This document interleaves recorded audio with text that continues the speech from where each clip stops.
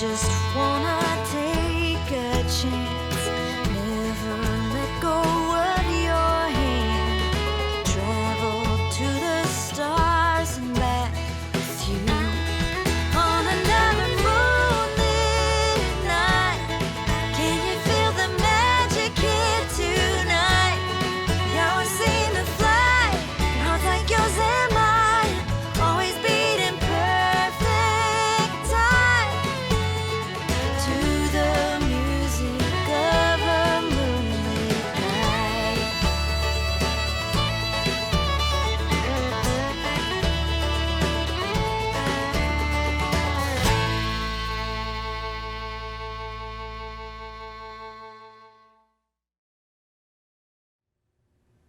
Welcome, everyone, to NASA's International Observe the Moon Night broadcast.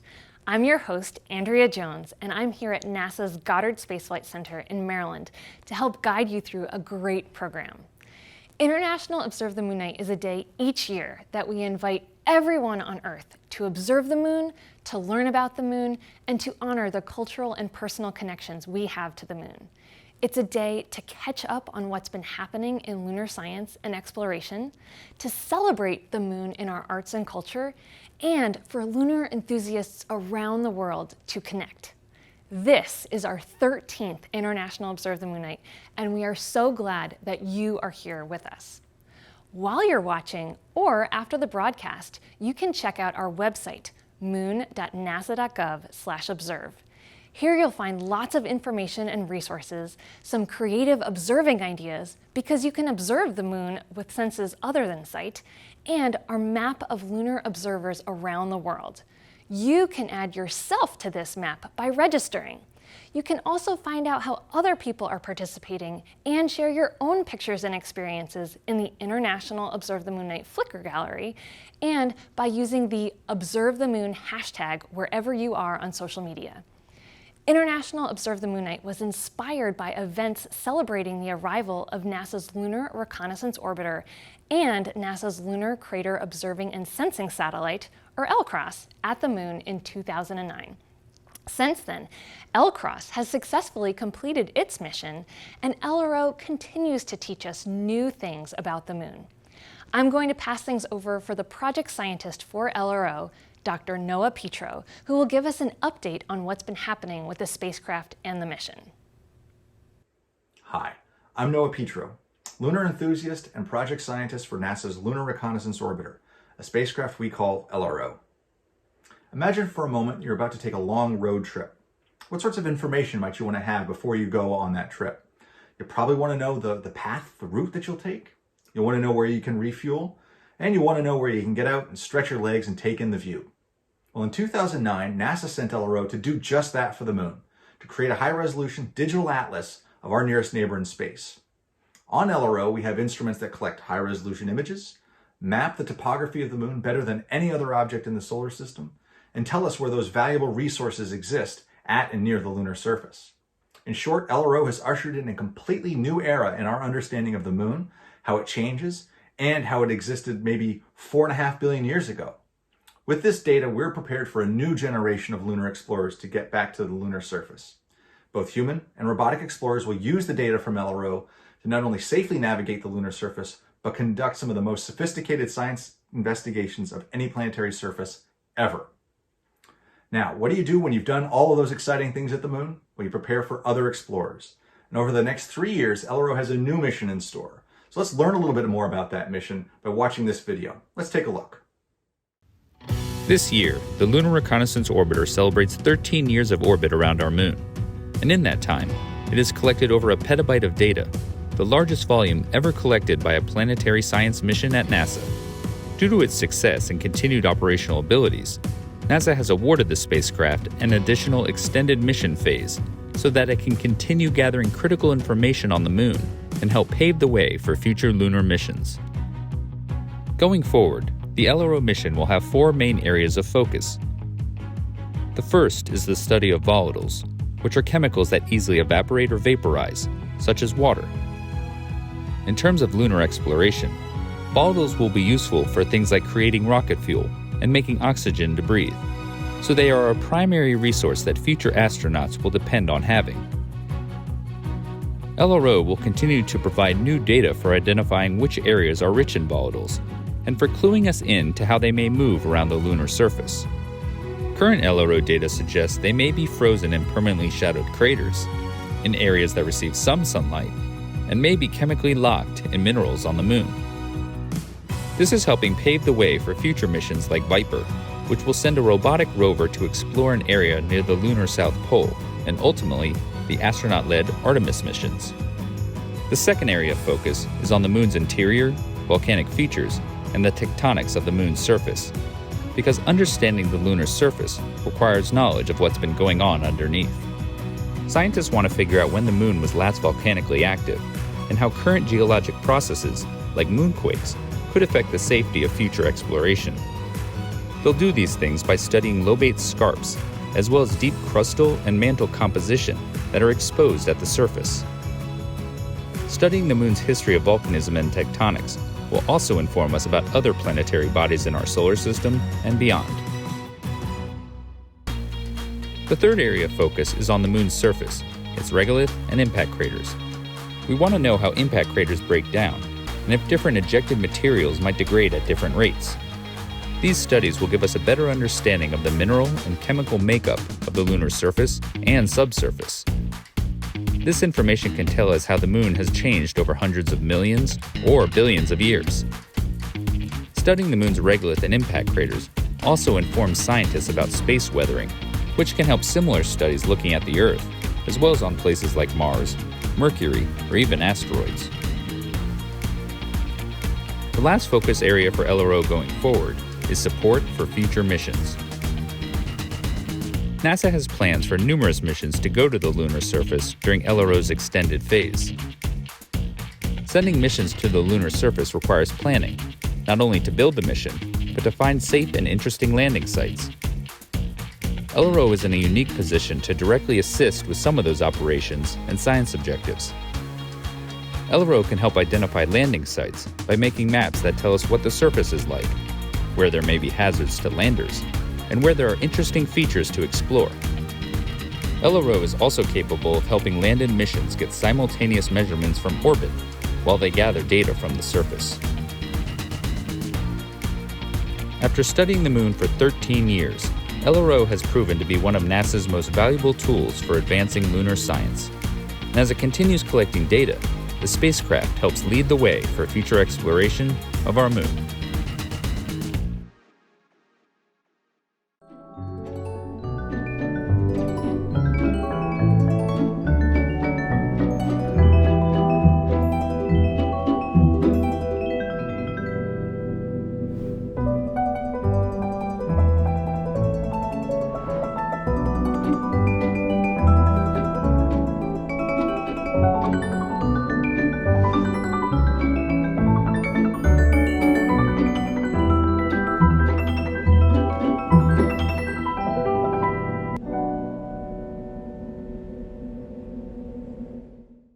Hi, I'm Surby. I'm Zoe. I'm Ben. I'm Chloe. And I'm Samuel. And we are Amateur astronomers. We are currently observing from Roundwood, County Wicklow, Ireland's highest village. Here's how we observe the moon. Or as we say in Irish, ag fécint ar an Iarlaach. We are ready for Artemis. Hi, I'm Mary. I'm Erica, And I'm Frank. and we're from the Center for Astrophysics, a collaboration between the Smithsonian Astrophysical Observatory and the Harvard College Observatory. Our favorite way to observe the moon is with the Micro Observatory Robotic Telescope Network, a network of telescopes like this one in Cambridge, Massachusetts. We also have telescopes in Arizona and even Chile. So join us observing at microobservatory.org. Choose Observing with NASA portal, select the target moon, and an email of your picture of the moon will arrive the next day. So join us. Hello everyone, we are the Gilway Choir from South Africa. And we are so excited to be celebrating the International Observe the Moon Night with NASA! Welcome back. The moon is near first quarter today, which means you can find it in the afternoon and evening sky. It's a great phase to observe the moon through a telescope or pair of binoculars. The line between day and night, which is called the terminator, is a great place to see the rugged lunar terrain really pop out. There are long shadows from crater rims and mountain peaks that are as high or higher than what we have on Earth. With a telescope, you can catch glimpses of volcanoes, fractures or big cracks in the moon's surface, and even winding channels carved by lava.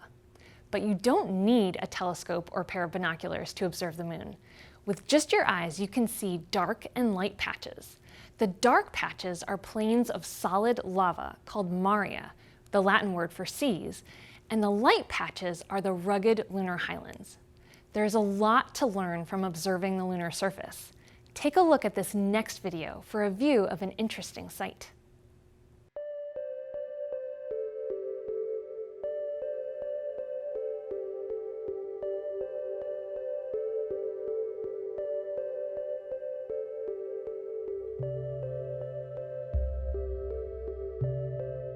Ariades Rill is one of the moon's best examples of a straight rill.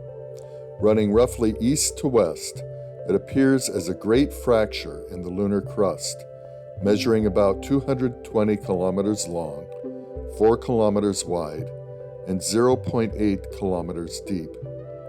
This is an example of a graben, where a long block of land drops down between two parallel faults.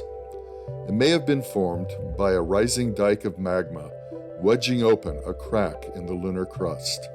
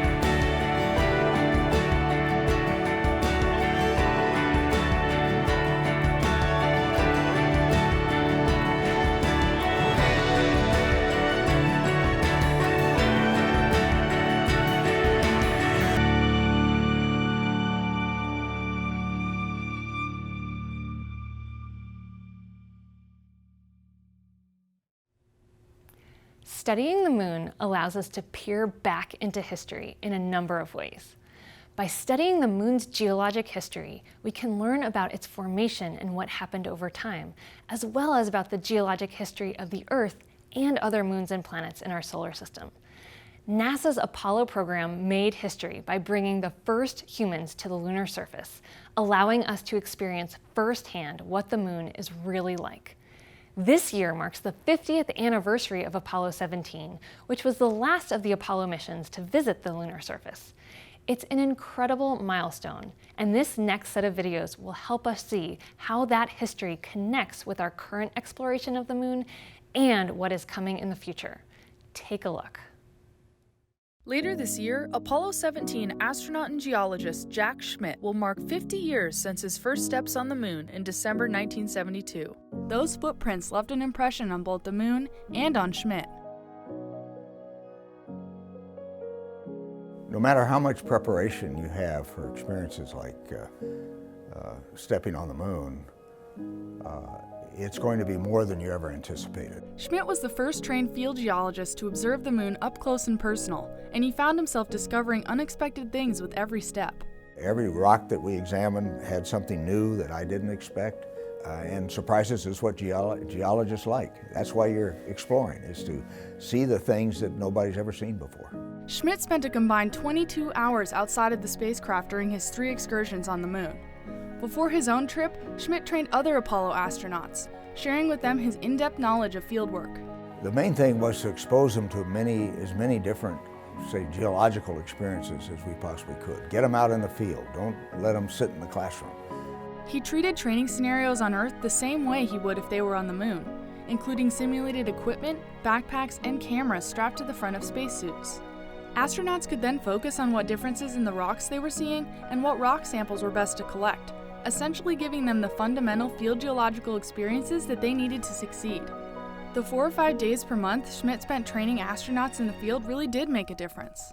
The quality and diversity of the Apollo sample collection, independent of Apollo 17, where you had an experienced geologist, the quality and diversity of that sample collection is just remarkable.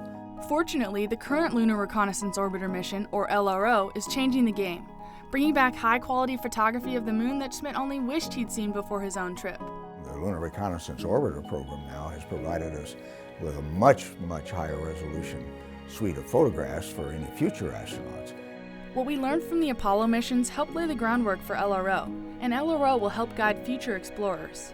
Every new environment in which a geologist works is usually very different than the last, but you have learned things from your previous experiences that do in fact enable you to maximize the value of your new experience. Schmidt has his fingers crossed for future moon exploration, a landscape he considers holds answers to many questions about the early solar system. You can hear people talk about it, but you can't absorb it until you're there.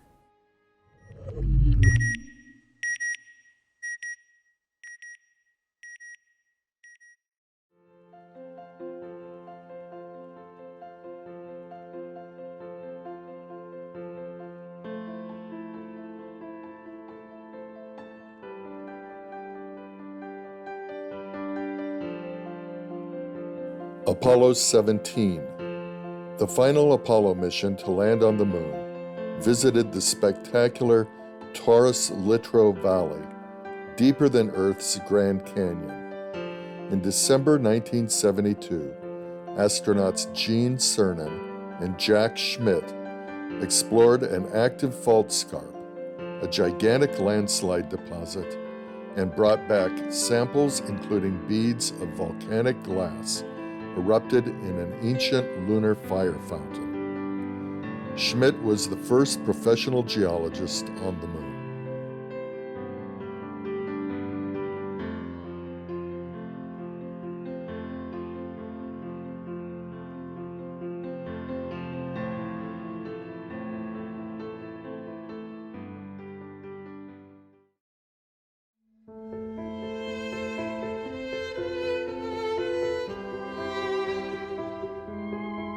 So we received samples from the Apollo 17 mission, which were returned to Earth in December of 1972, so nearly 50 years ago.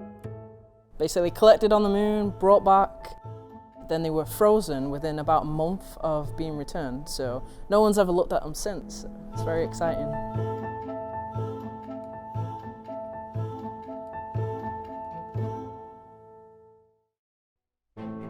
A curation facility at NASA Johnson Space Center sent us the samples, and they did have to do some special efforts to keep them cold because we wanted them to stay frozen. So they had a special cold shipping box with panels that were frozen in a very cold freezer and a chunk of dry ice. We picked it up from the receiving office here at Goddard, opened it up, pulled the samples out, and stuck them straight in our freezer and locked them up safely. So these frozen samples were actually collected from a region on the moon that was in shadow from the sun. So it was basically a large boulder. In the near future, we're going back to the moon and hopefully going to the polar regions of the moon, where some of these regions are in permanent shadow and they don't see the sun, you know, they're cold. These particular samples are really great analogs for what we might expect to see in the polar regions when we go back. So we actually started last week to process the samples. So the samples we got are basically dirt, lunar dirt, and we basically made moon tea out of them. So moon tea is what we call it when we pull out the soluble compounds from the soil. And so we basically take the lunar sample, seal it up with a torch in a little glass test tube full of water, stick it in an oven overnight and boil it, and we're just pulling out those soluble compounds that we care about, the same way you'd make tea with boiling water at home. What we're trying to do is answer some questions about the history this sample experienced at the surface of the moon. The surface of the moon is a really hostile environment. You know, it's not like here on Earth where we have this beautiful atmosphere that protects us from the nasties of space. So we have particles from the sun that are continuously hitting the surface of the moon, and we've got galactic cosmic rays that are coming in and penetrating into the surface as well. So they actually create noble gases in these particles. So you can imagine that there's none to begin with, and then as they get exposed to this space environment, they kind of get more and more buildup of noble gases. And our technique is to actually unlock those noble gases from the sample and measure them so we can come up with what we call a cosmic ray exposure age. So it's basically how long this sample has been sat at the surface, being exposed, so basically getting a space tan. Say 50 years ago, this same technique, which is called noble gas mass spectrometry, would probably need anywhere, tens to hundreds of milligrams to do the same thing that we now do with a couple milligrams. It's really special to be part of this, and particularly because I can look back at the papers and the processes that the Curation Office and the scientists in the 1970s thought about, and they put so much care into preserving these samples for future science, to making sure that they were going to be at the best conditions, so that as we develop new techniques, we're able to go and look at these samples and get new answers to the science questions that were being asked. I'm still studying these samples 50 years later from the Apollo mission, the original Apollo missions. And, you don't know what's going to be in another 50 years, but I'm still a part of the Apollo dream of going to the moon and bringing samples back. So the fact that we have Artemis now is amazing. Like, having our own Artemis generation is really exciting. I just can't wait to see people go back to the moon.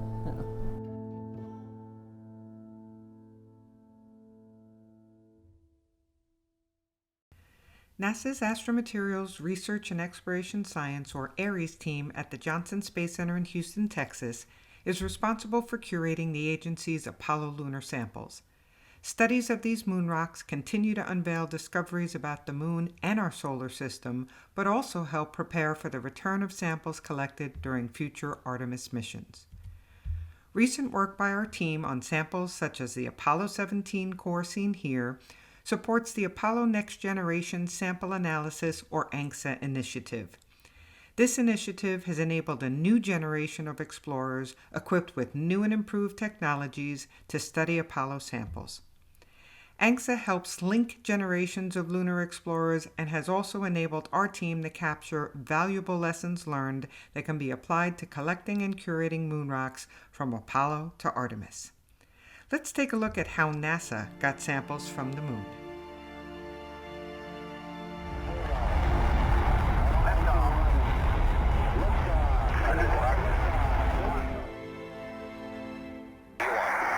Tranquility Base here. The Eagle has landed. Oh man, look at that rock out there. Absolutely incredible.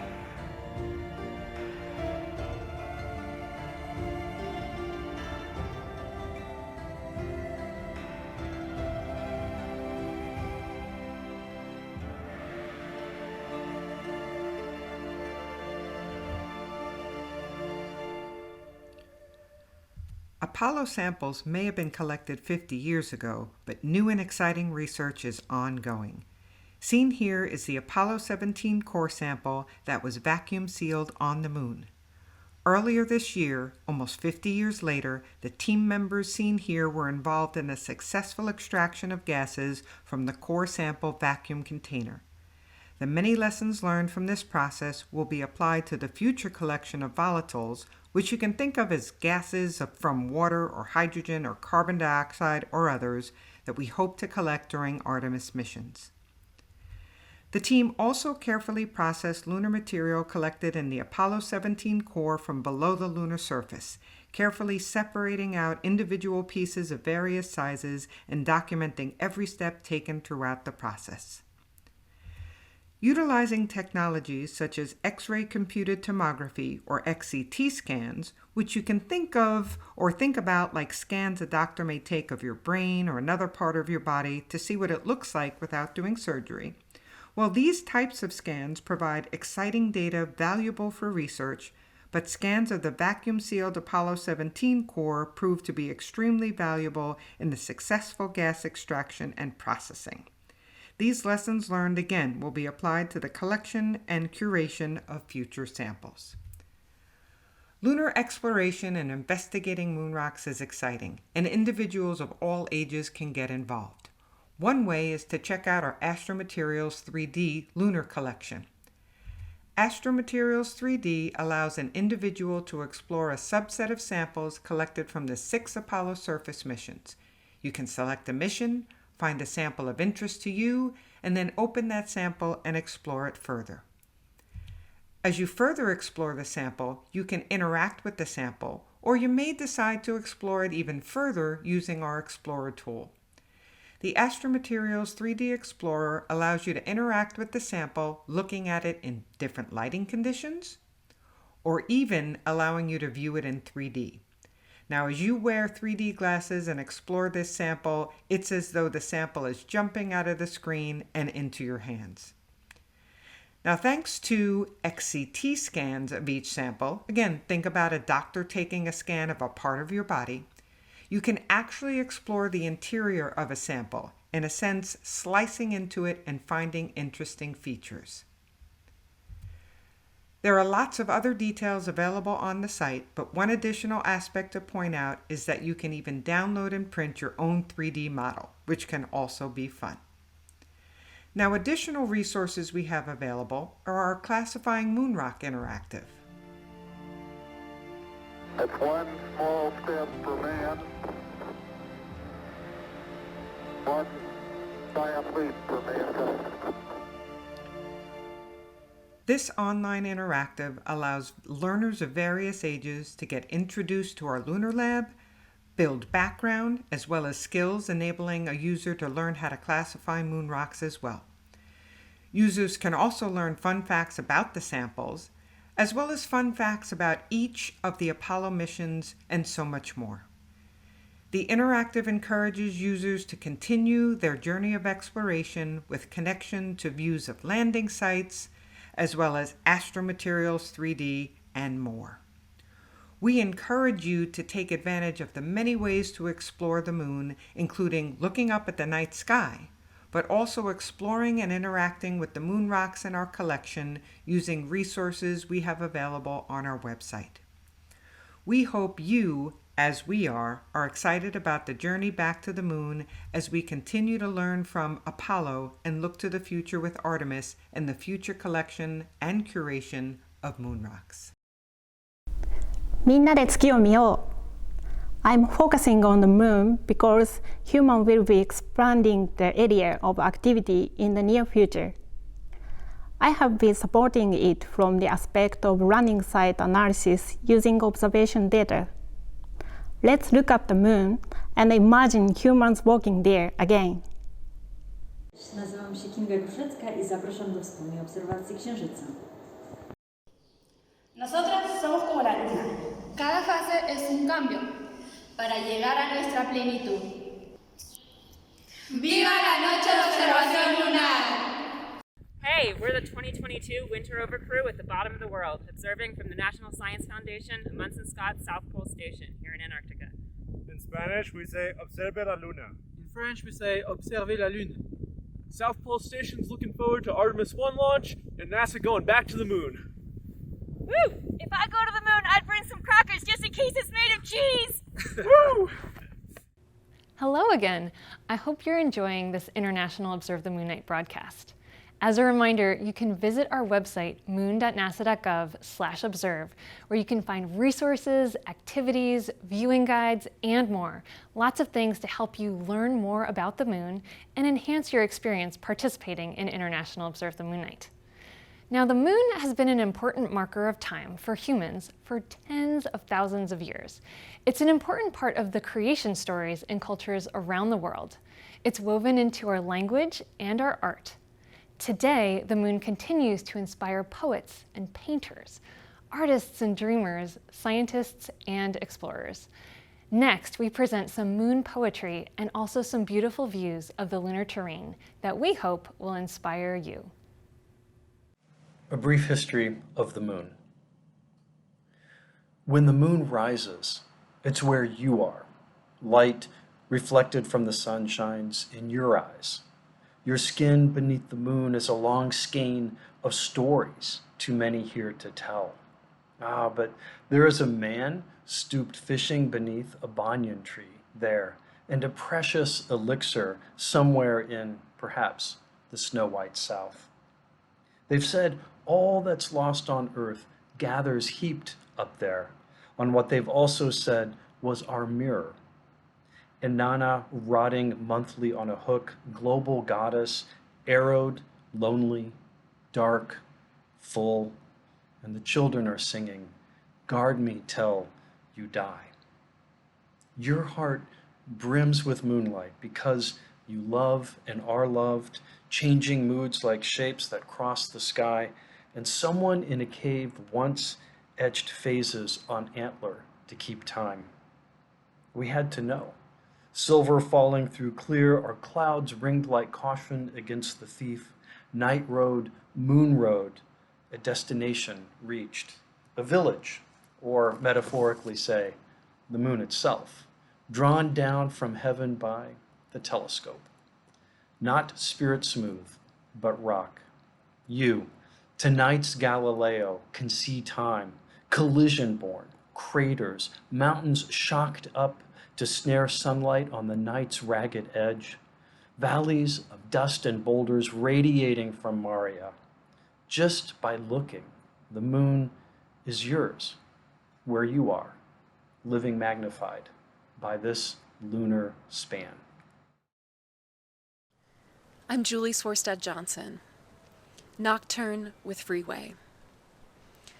The day having taken itself off, unruly as the mass of feral cats who have lately made my yard their own, the moon lifts up from behind Reddington Pass, from behind domed mountains, behind the overpass, the mound of asphalt massed up so Broadway can be widened after years of debate and alternate proposals and whatever it is that keeps us from choosing well together. The moon rules over all this. I don't know if it's full or a day past, maybe one to go, my mind eager to fill in what's missing. It matters to me, here in all I lament and praise, the city's million dreams surrounding me.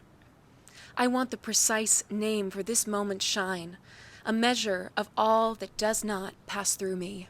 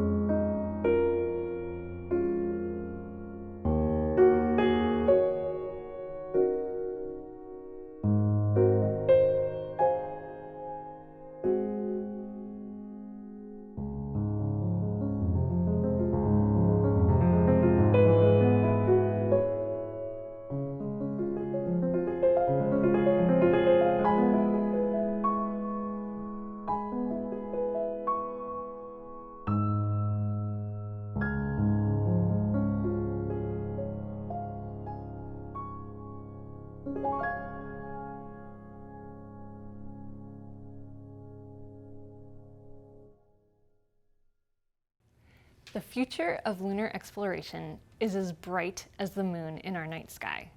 NASA is gearing up to return humans back to the lunar surface with the Artemis missions. We'll be exploring the moon's south pole, looking for water ice with the Viper rover, and with Vertex, we'll explore a feature known as Reiner Gamma, an area that has beautiful white swirls and a very strong and mysterious magnetic field. The women and men serving as the scientists, engineers, and astronauts for these missions are all helping us take the next giant leap forward in better understanding our moon and our universe. There's a lot on the horizon, as you'll see in these next videos.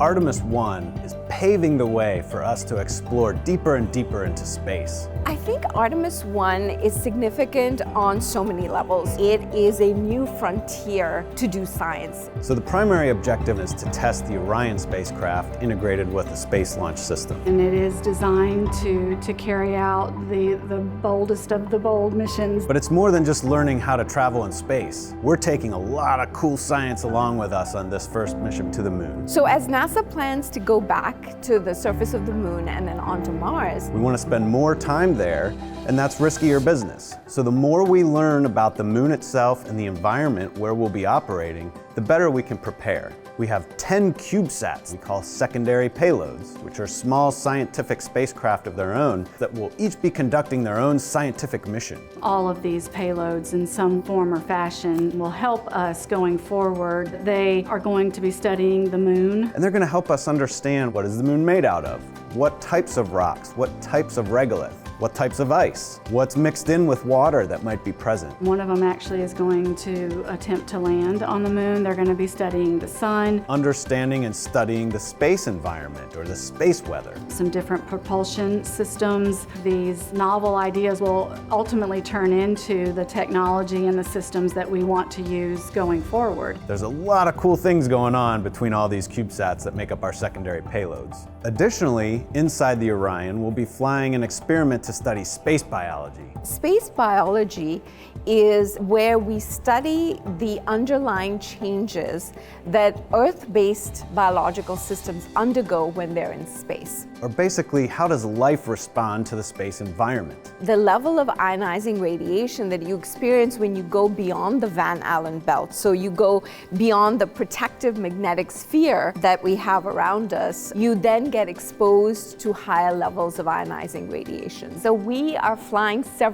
space biology experiments. We will take a series of materials, plant seeds, fungi, the yeast cell, algae, and ride along the trip. And then when it comes home, we can analyze how they responded to that environment. This research will help us thrive in space. It will help us to go further and stay there longer. In addition to space biology, we'll be learning about how to make astronauts more effective in the Orion in the future. An example of that is something called the Callisto Technology Demonstration. Lockheed Martin built the Orion spacecraft for NASA, and we'll be flying a secondary payload that's a demonstration payload called Callisto. So we took the technology from Amazon for Alexa and the WebEx technology from Cisco, and so we built a digital assistant, if you will, a custom space-qualified Alexa. Alexa, how does the life support system work?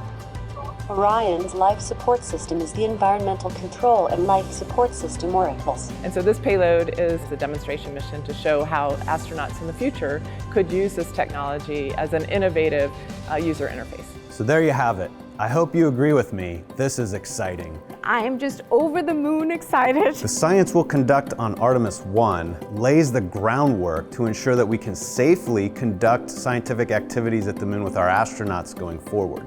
This really is the stepping stone for us as we take that next giant leap in space exploration.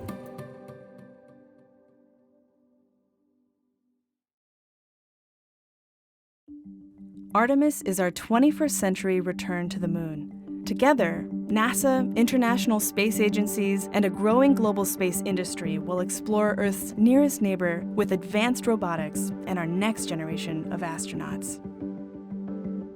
But where will our astronauts explore? The moon is a treasure trove of scientific discovery, and NASA has its sights set on the South Pole. This mysterious region features soaring mountains and deep craters, leading to unique locations that experience nearly continuous sunlight, in contrast to nearby depressions that never see the sun. Artemis 3 will mark humanity's return to the lunar surface for the first time since 1972. NASA has identified 13 regions near the South Pole that meet safety requirements for landing and present opportunities to search for lunar resources. Each region can also help us learn more about the history of the moon and gain a better understanding of our place in the solar system. These 13 candidate landing regions represent a diversity of features in the lunar South Pole, ranging from the summits of mountains rising miles above their surroundings to the rims of large craters. These features together act to both expose and preserve billions of years of geologic history. Using robotic orbiters and rovers, NASA and the global science community will continue to study these regions before selecting the Artemis 3 landing site. The astronauts selected for this bold expedition will literally and figuratively shine a light on some of the deepest, darkest areas of the solar system, revealing ancient secrets of the universe.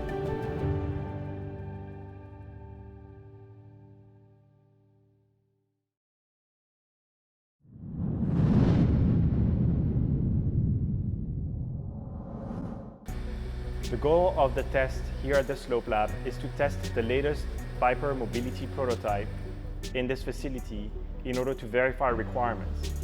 That means we want to check that the system does what it is supposed to do once on the moon. The Viper test unit that is behind me is a light version of the full Viper rover. We strip down the heavy components to try to maintain the mass load so that we can drive on Earth, which has a much higher gravity. And we need to do this because the system is designed to go to the moon where it will be a lot lighter. We have consulted NASA scientists who have analyzed images and data from previous Apollo missions to determine the distribution of rocks and craters of different sizes over certain areas of the terrain and the shapes and characteristics of rocks that we expect to see on the surface. So what we've done is use that information to recreate a moon-like terrain for the rover. We're testing our rover capabilities when we go into an extreme sinkage environment. So on the moon, when we're roving, we might encounter areas with fluffier soil, something similar to quicksand. And so our rover has a capability to still make forward progress in these quicksands. We're also testing the ability that the rover has to move in a very special way. It's similar to a caterpillar inchworming motion. So the rover is able to change the distance between its wheels and apply power to the wheels in a very coordinated manner, and that would allow the Viper rover to get unstuck of this quicksand. This is challenging for the rover, but it's important to test because we need to better understand and mitigate risks and hazards to the rover. And we have a great team of NASA engineers here to address any risks that we might face.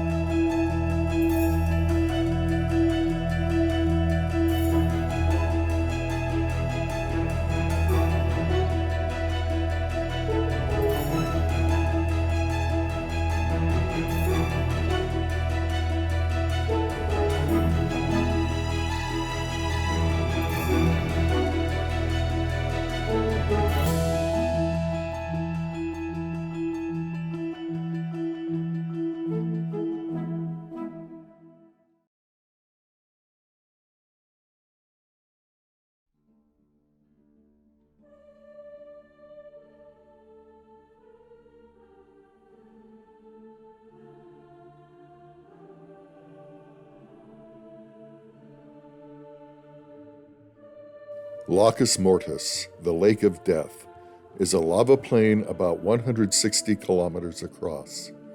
It was chosen as the first landing site for NASA's Commercial Lunar Payload Services program of robotic missions. Near its center is the crater Berg, 40 kilometers in diameter. West of Berg, Lacus Mortis's floor is broken by a fascinating network of fault scarps and fractures known as straight rills.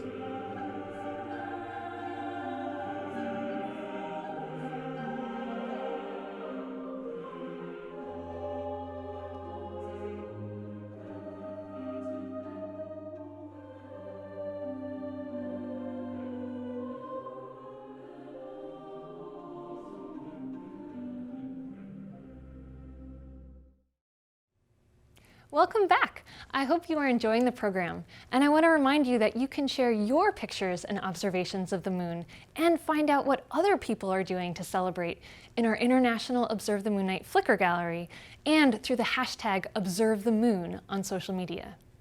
Each of us can observe the moon and come away with a sense of wonder and awe. We've asked some lunar scientists what excites them most about the moon, and here's what they had to say.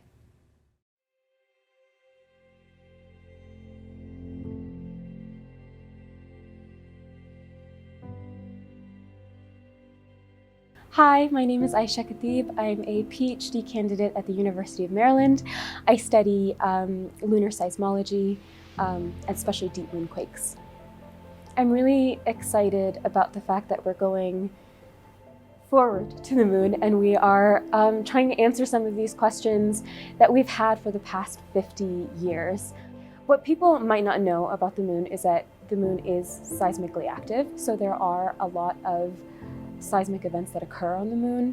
So just as the Earth has earthquakes, the moon also has moonquakes, and there are several different kinds of moonquakes that we've been able to observe from the Apollo seismic data. We have thermal moonquakes, we have shallow moonquakes, and we also have something that are really, really mysterious called deep moonquakes, which occur really deep down in the lunar interior. And we think they are due to tidal stresses, but we don't exactly know what causes these moonquakes. And I'm really excited about seeing new data finally after only working with data that's 50 years old. So that's what I'm excited about. Hello, I'm Greg Schmidt, Director of NASA's SSERVI, the Solar System Exploration Research Virtual Institute. So one of the things that excites me so much is the discovery of volatiles. So what do I mean about that? You know, what I mean is that we have discovered things like water, you know, in the form of ice. Now, how it got there, we don't know yet. You know, a lot of people are still doing some pretty exciting research on that. There are other kind of materials that are preserved in these permanently shadowed regions on the moon that have been there for a really, really long time. I mean, we're talking billions of years. Why are they still there? Because it's so very, very cold. We're talking about some of the coldest places in the solar system, as cold or perhaps even colder than Pluto. And yet here they are on the moon. And so what's happened is that gases, water, other things have come into these shadowed regions. There's no sunlight for a billion years, perhaps more, and they get trapped there. And so what form they're in, how they're mixed in with the lunar regolith, as we call it, which is basically the dirt on the moon, how that's all mixed together, that's something that we need to find out, but it just presents some really exciting research opportunities. Hi, I'm Lyndon Wyke. I'm about to enter my third year as a graduate student at the University of Maryland, studying planetary geology. I'm very excited about the moon right now because it serves as our first step towards exploring more of the solar system and the universe as a whole, but for the Artemis mission coming up, I'm very keen on seeing astronauts get to go back to the moon, forward to the moon for the first time in 50 years. So having astronauts go to the moon is also very important to me as it ties into my own research, where I've been looking into how to detect lava tubes as a resource for the astronauts and their equipment to use as shelter. When they get to the moon, when they say, we need somewhere to take shelter, and I'll be helping to find those. I'm Carly Peters. I'm a planetary geoscientist. I'm a semi-retired professor from Brown University, but I've been working on lunar exploration and lunar science for decades, and I love it. Remember, the Earth and the Moon are related, more related than any other planetary bodies, and the moon affects us, sometimes directly, sometimes just because we can go out on a moonlit night and smile. It's an old friend, it's not going away, it'll be there for much longer than we are, and I love it.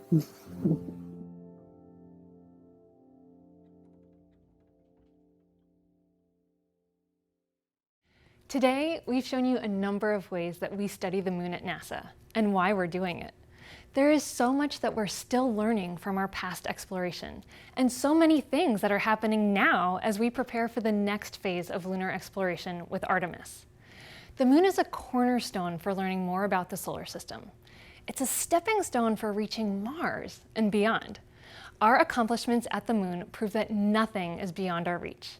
It's a symbol in the sky. So remember, no matter who you are or where you're from, you have the potential to dream big and reach for the stars. In that spirit, we bring you this next moon-themed music video featuring singers Javier Colon and Matt Cousin. I hope you enjoy it.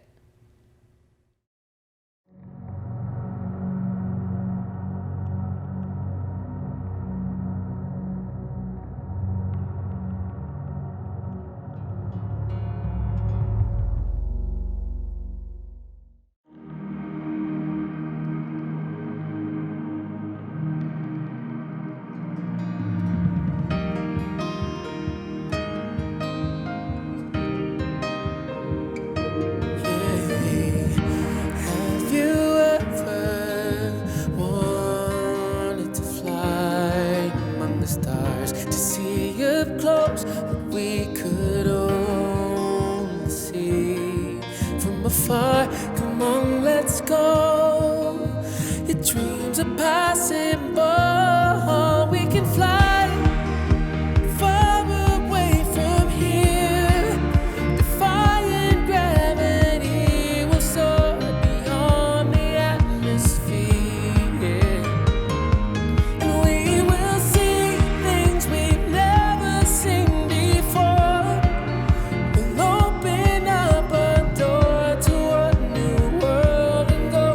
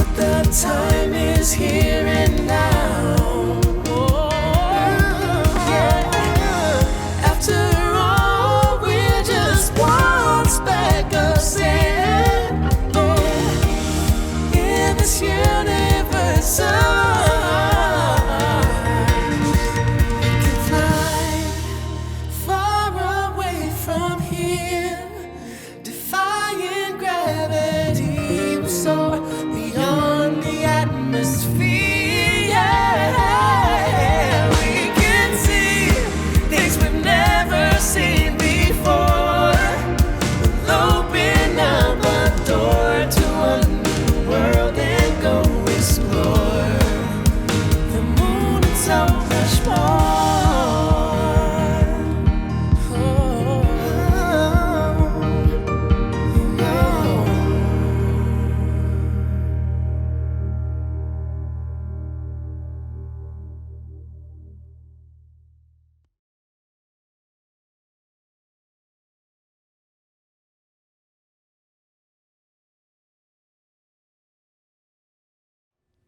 That concludes our program for this evening. I'd like to thank the Solar System Exploration Division at NASA's Goddard Space Flight Center and NASA's Lunar Reconnaissance Orbiter for sponsoring International Observe the Moon Night. I'd also like to thank our incredible supporters around the world and each and every one of you for watching and for celebrating International Observe the Moon Night with us. You can keep up with lunar science and exploration throughout the year on moon.nasa.gov and by following NASA Moon on social media and by subscribing to our International Observe the Moon Night newsletter.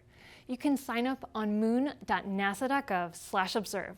And that's the same place you can find the moon maps made special for today, activity recommendations, and find out where people are observing the moon around the world right now.